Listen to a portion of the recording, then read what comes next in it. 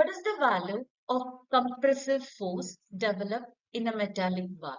Whereas the value of Young's modulus and coefficient of linear expansion and the area of a material is given in the question.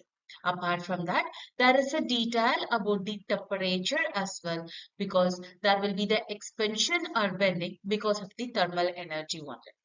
So it's known that the equation relating Young's modulus, area and temperature is nothing but Young's modulus is equal stress divided by strain, or else we can say F divided by A divided by del L over L.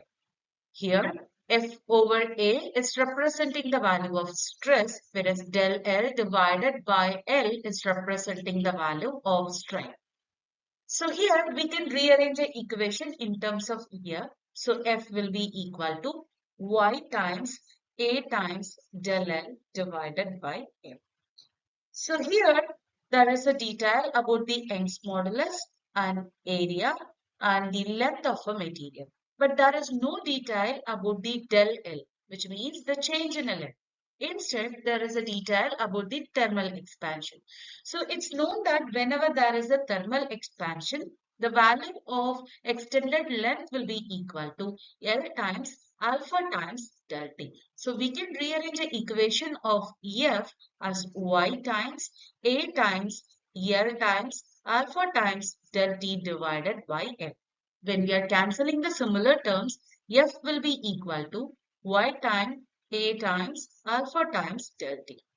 In the question, there is a detail of Young's modulus Y, which is given as 0.5 times 10 to the power 11 times the value of area is given as 10 to the power negative 3 meters square.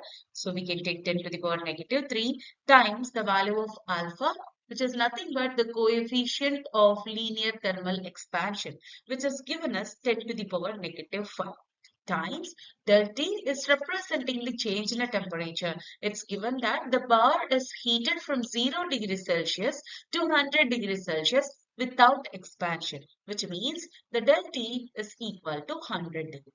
So now we can simplify this as 0.5 times 10 to the power 5. Again, this can be written as 50 times 10 to the power 3 for getting our correct answer from the given option. So we can say the correct answer will be option D here.